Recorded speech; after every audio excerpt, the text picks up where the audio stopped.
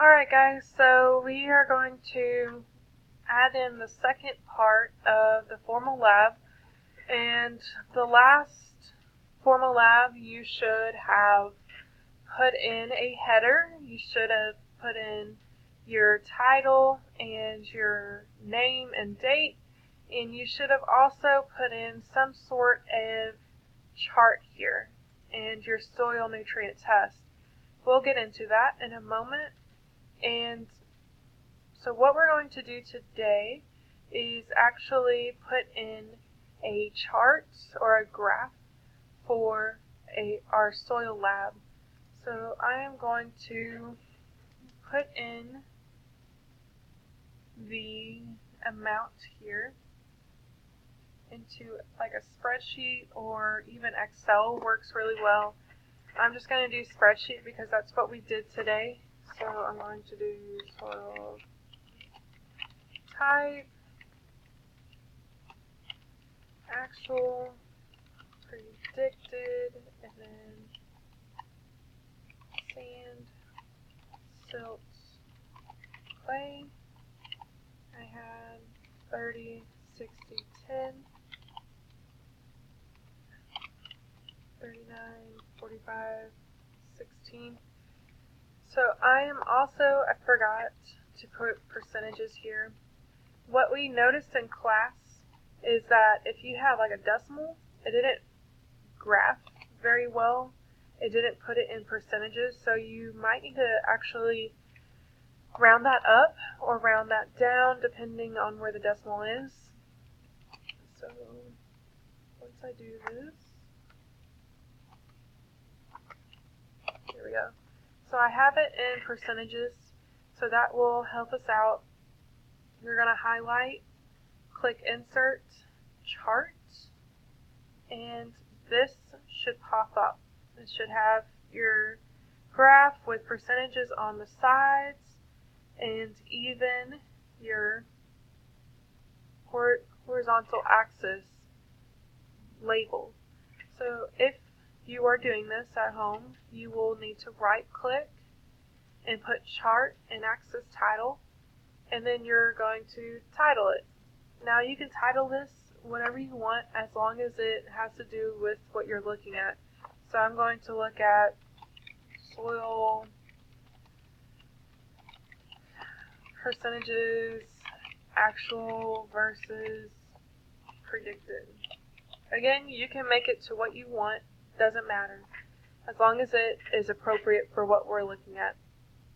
I'm actually going to align it because I like things aligned and centered.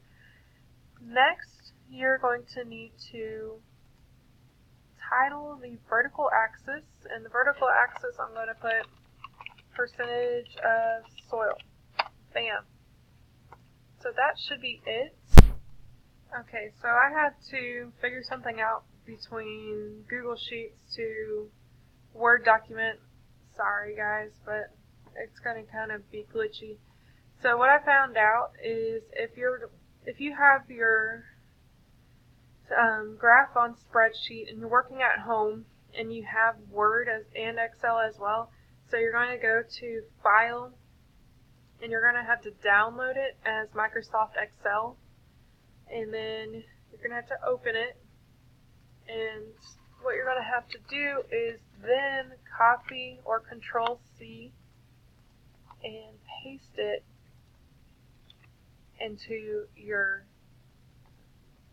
formal lab report. So I mentioned in some classes, I didn't mention all of them, is I want a figure. So what I mean by that is, hold on, gosh darn it. I am going to space this out a little bit. Of course you'll have to space it out again once you're totally done. So you're going to need to put figure 1, and I'm going to put soil type percentages. Something that has to do with what I'm looking at. I need the figures in case you are referencing your tables in your formal lab report. You're going to need to actually put the figures.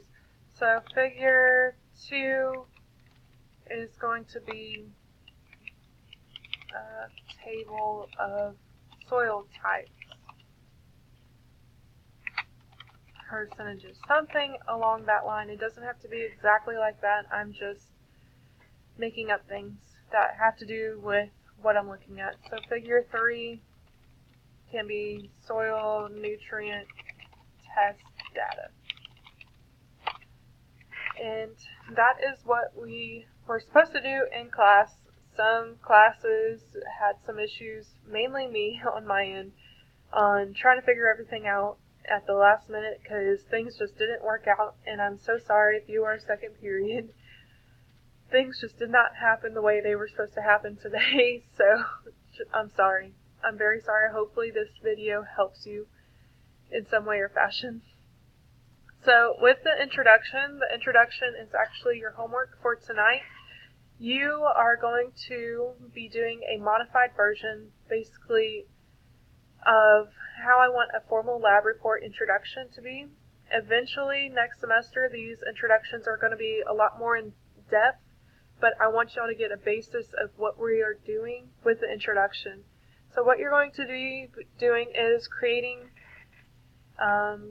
a background information, which the questions in your homework or in your lab report that you did in class will help you out with a background.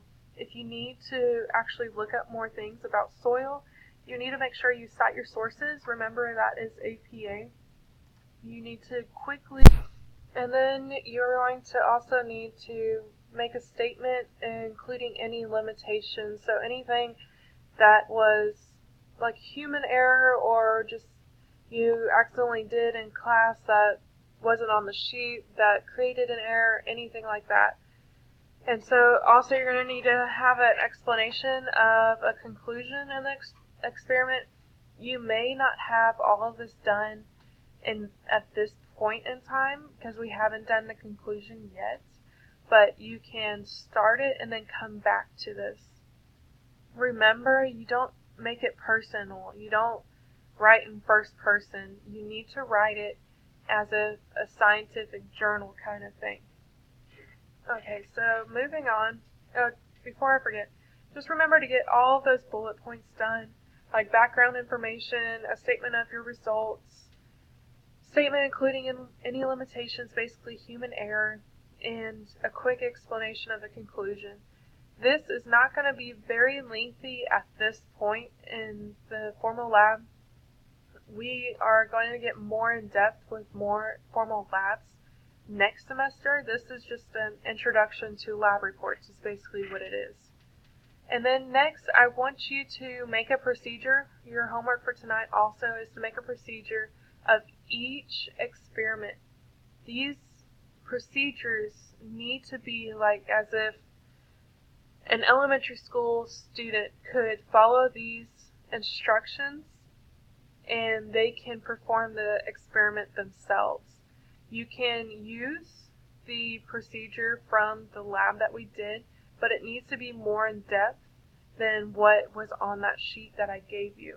It needs, like I said, it needs to be like a recipe, basically step by step. Every little step that you can think of that we did needs to be on that procedure for each experiment that we did, which was quite a few, so you need to make sure you get all of them done.